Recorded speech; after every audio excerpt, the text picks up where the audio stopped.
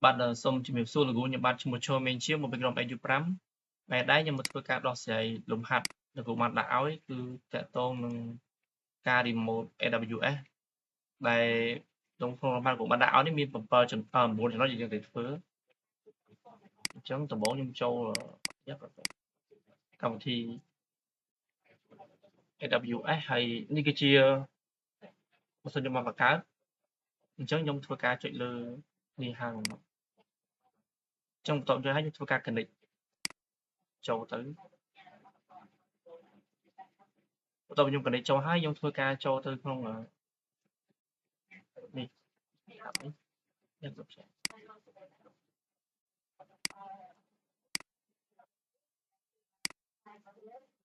បើចំណុចដល់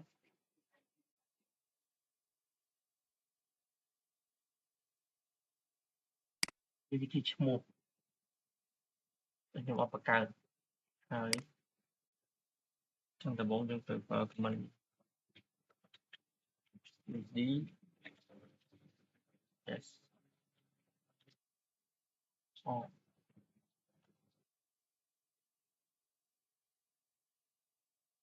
តមកទៀតយើង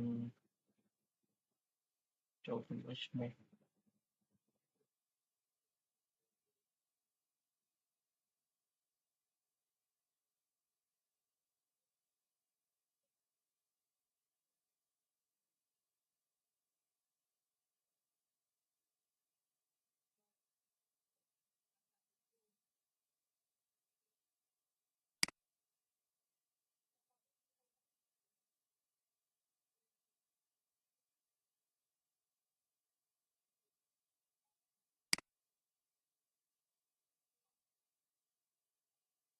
យើងធ្វើការបើ comment នេះ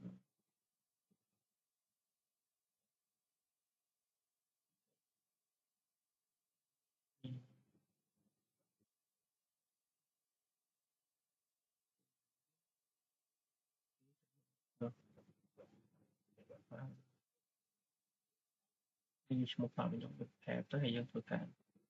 enter ចូលទៅ tab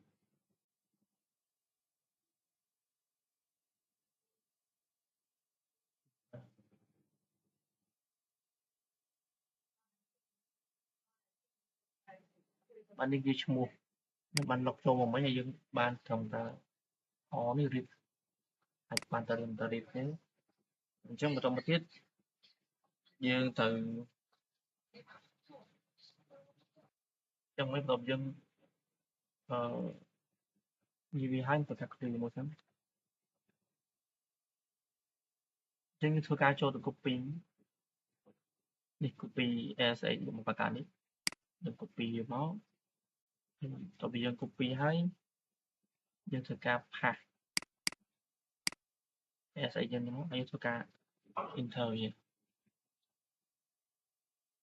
enter យើងប្រើ comment វាយពី yes ទៅបន្តទៀតបាទនេះគឺយើងធ្វើការចូលមកហើយអញ្ចឹងបន្ទាប់ពីយើងចូលមកហើយយើងប្រើ comment slow បែបហើយ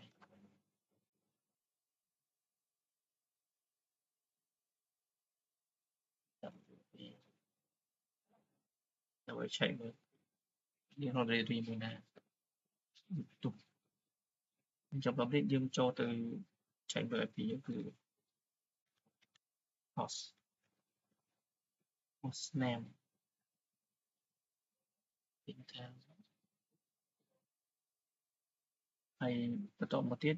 យើងត្រូវធ្វើការ update វាសិនយើងគាត់មិន apt ស្គាល់គ្នា update តទៅពី sudo apt update យើងធ្វើការ Intel ទៅ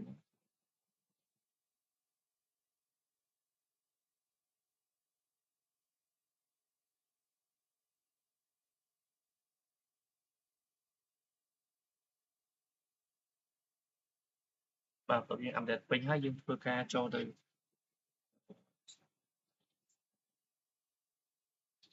chạy một thì dương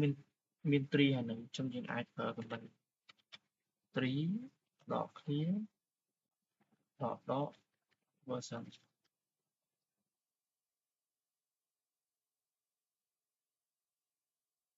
អានេះខ្ញុំមាន tree ហើយអញ្ចឹងខ្ញុំមិនចាំបាច់ទៅ install វាទៀតទេអញ្ចឹងបន្ទាប់ពីយើងដឹងថាយើងមាន tree ហើយយើងចូលមក check ទៅពួកគាត់ដាក់ឲ្យអញ្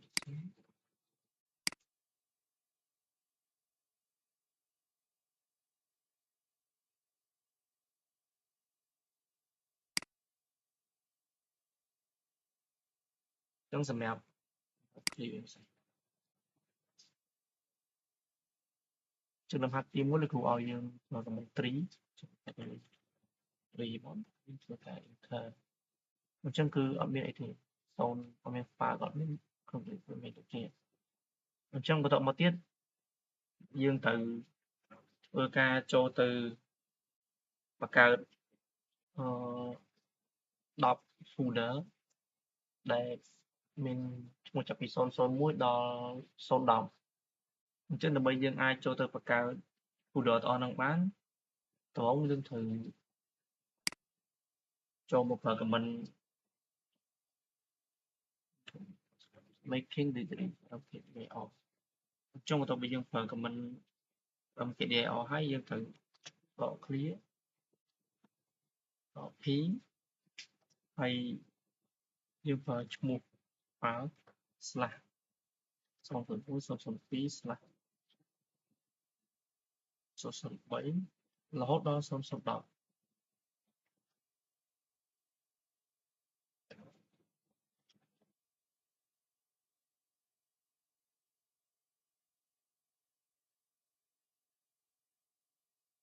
បាទចូលប្រើ command 001 0.2 0.3 រហូតដល់0.10បន្ទាប់ពីយើងនេះហើយយើងធ្វើការ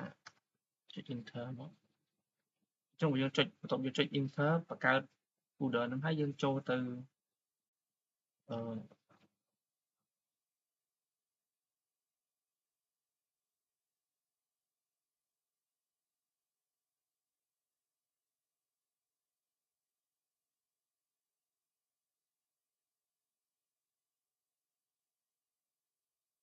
បាទនេះគឺយើងបានបង្កើត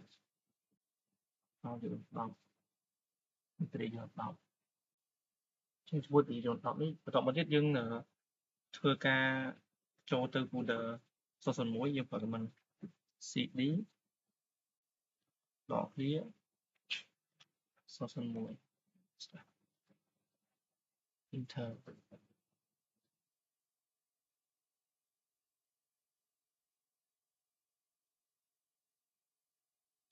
ហើយធ្វើការ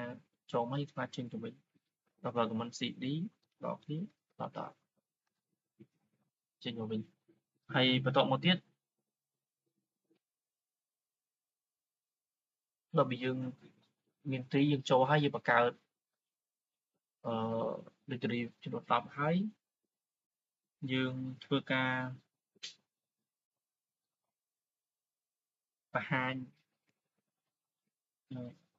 ម្ដងទៀតចេញបើវា001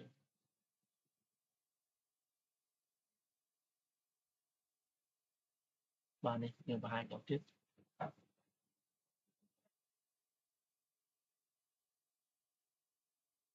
ខ្ញុំទៅយើងបង្ហាញម្ដងទៀតហើយយើងទៅធ្វើការចូលទៅ nano ដែលយើងប្រើ command nano ដក clear ជាមួយនឹង file ឈ្មោះ team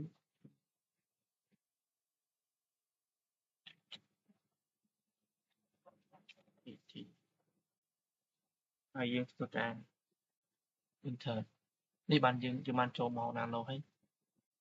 អញ្ចឹងបន្ទាប់ពីយើងចូលហើយយើងត្រូវមកវាអក្សរដែលគ្រូបានដាក់ពីនេះគឺយើងដំបូងយើងប្រើ x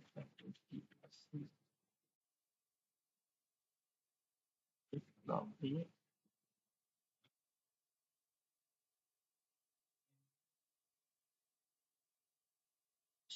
tissue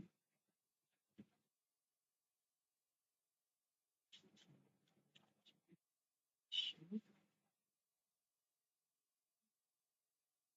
tissue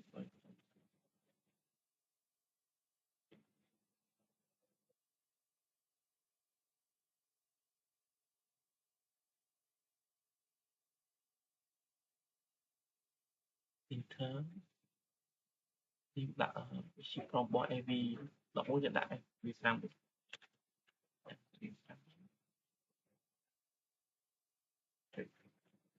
môi rồi không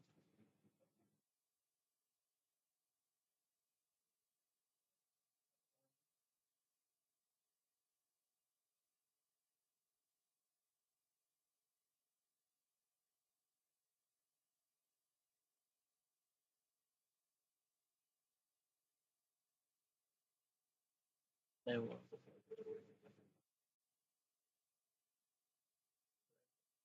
search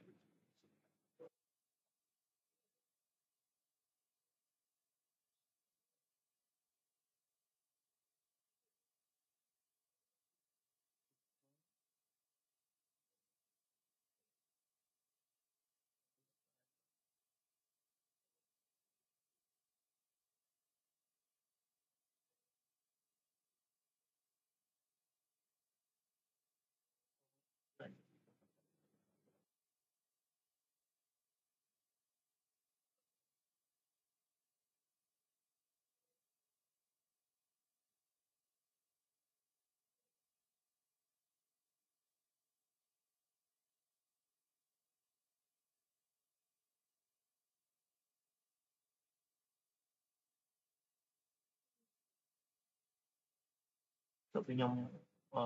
cho chị bây giờ tôi ca chối nhưng sẽ so toàn đang thấy dương thưa ca cho chấu ấu thế cái thưa ca chị tôi cho nó mới chắc trên mặt đầu mình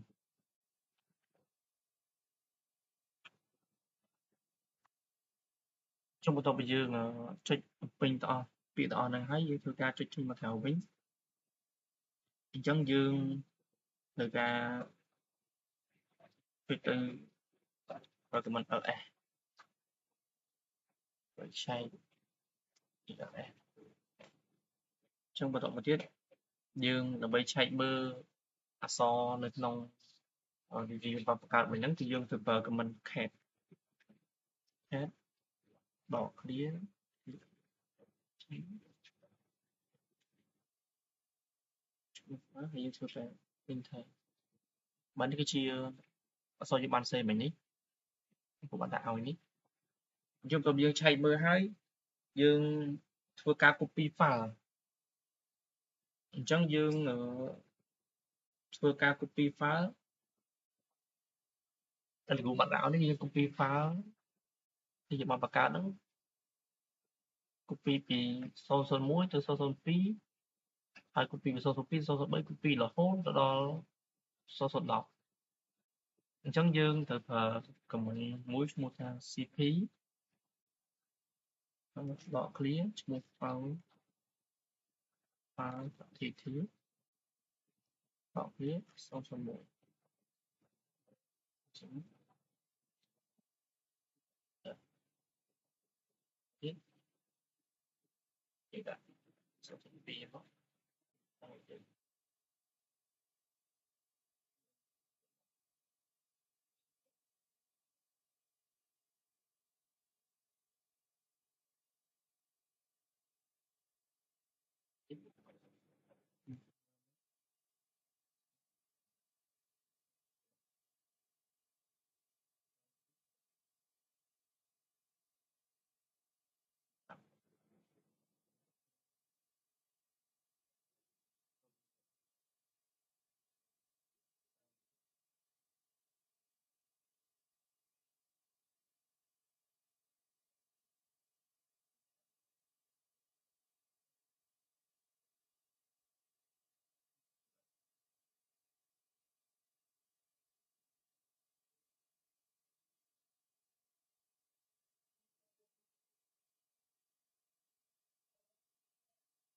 ចឹងបន្ទាប់ពីយើងធ្វើការ copy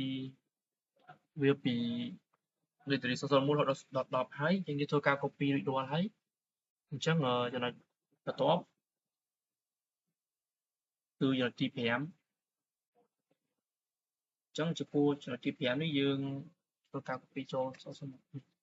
copy ការនេះទៅ 001 នេះអញ្ចឹងយើងត្រូវប្រើ comment តាមគូបានបង្ហាញនេះ TAR ដល់នេះ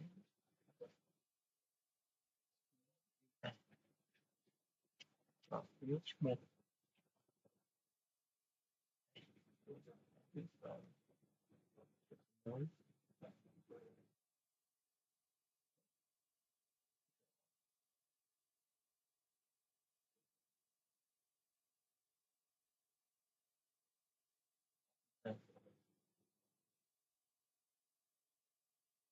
អញ្ចឹងបន្ទាប់ពីយើងធ្វើការ copy ទៅដាក់001ហើយយើងត្រូវបន្ទាប់ដល់គូឲ្យធ្វើនេះគឺយើងធ្វើការ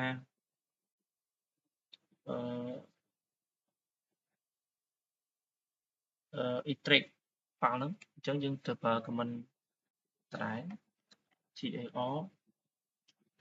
ល់ clear យើងដូរទៅប្រើ comment extract xvc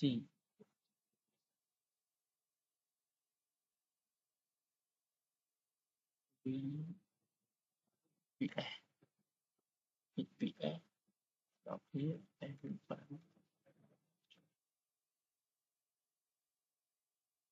យកអស់ដាក់ enter ចឹងបន្តមកទៀតតបយើងextract file នេះហើយចំណុចទី7អញ្ចឹងសម្រាប់ចំណុចទី7យើងធ្វើការបង្កើត file ហ្នឹងមកឬយើងប្រើ comment ដដែល TAR ដល់ clear insert vs ដល់ clear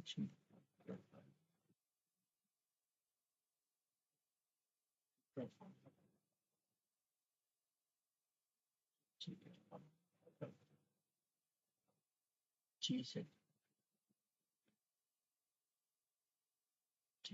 G-set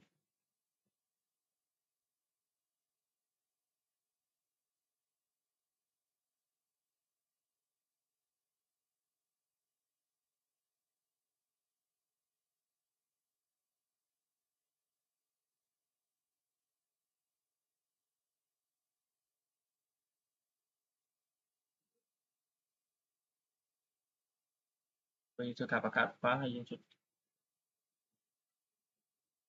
enter មក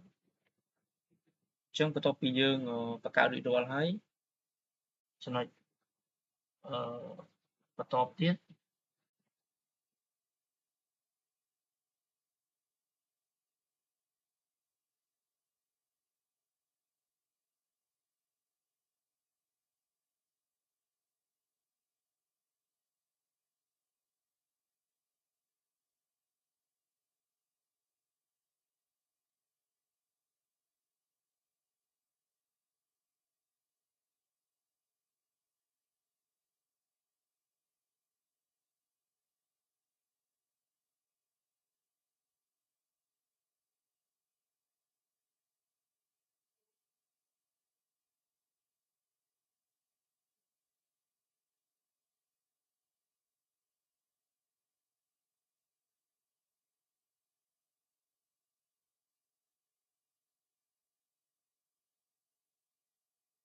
ហើយចំណុច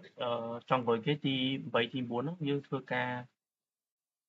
ទៅចូលទៅ zip ធ្វើការ zip file ក៏ដូចជា unzip file វិញ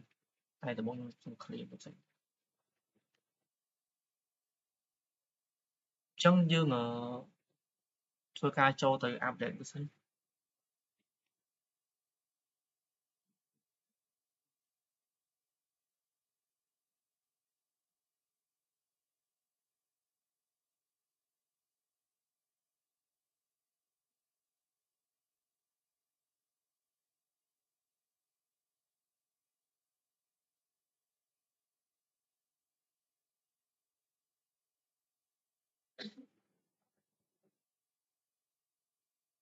ការ upgrade ទៅទៀត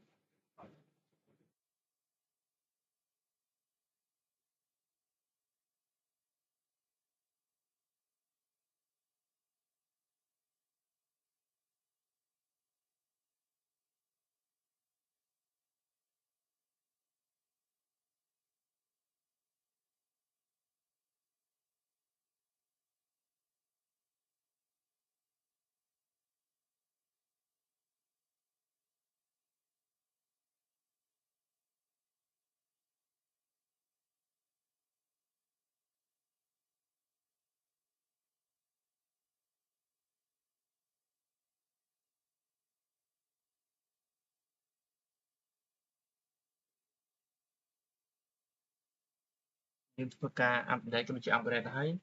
អញ្ចឹងបន្តមកទៀតយើងត្រូវធ្វើការចូលទៅ install zip មកសិនអញ្ចឹងដើម្បីយើងអាចចូលទៅធ្វើការ install zip បានយើងត្រូវប្រើ command sudo pt ដកគ្នា install zip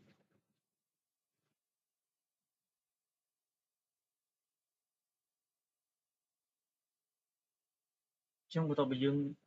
install zip ហើយយើងប្រើ command បីឆែកមើល zip ដកគ្នាដាក់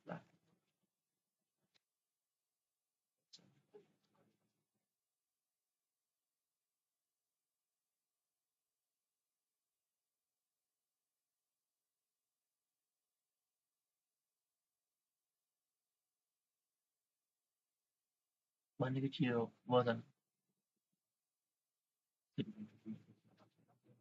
អញ្ចឹងបន្ទាប់ពីយើងធ្វើការ install zip មកហើយអញ្ចឹងចំណុចបន្ទាប់យើងធ្វើការចូលទៅ zip file ហ្នឹងដោយប្រើ command zip ដកគ្នាដក rv ហើយឈ្មោះ5.1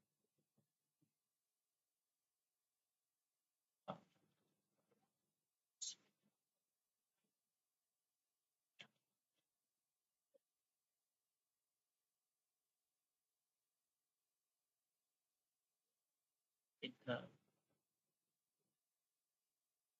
បាទនេះយើងធ្វើការ zip ហើយអញ្ចឹងបន្ទាប់ពីយើង zip រួចរាល់យើងធ្វើការ unzip មកវិញអញ្ចឹងដើម្បី unzip បានយើងត្រូវចូលទៅ install unzip មកវិញតែយើងប្រើ command alt s ដើម្បីឆែកនេះយើង zip ហើយU5.6 វា zip ហើយអញ្ចឹងយើងធ្វើការ update មកតង់ទៅសិន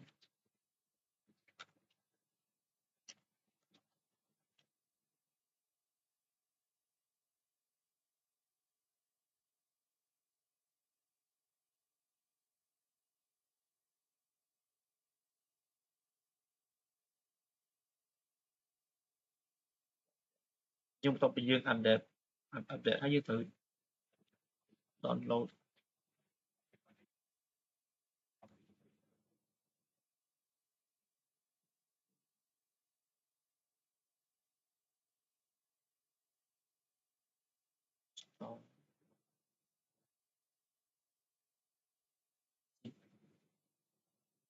ដល់unzip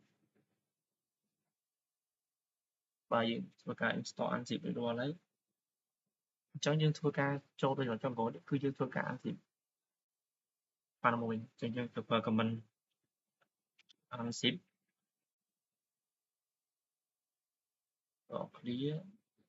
ដក rv ហើយ U5 9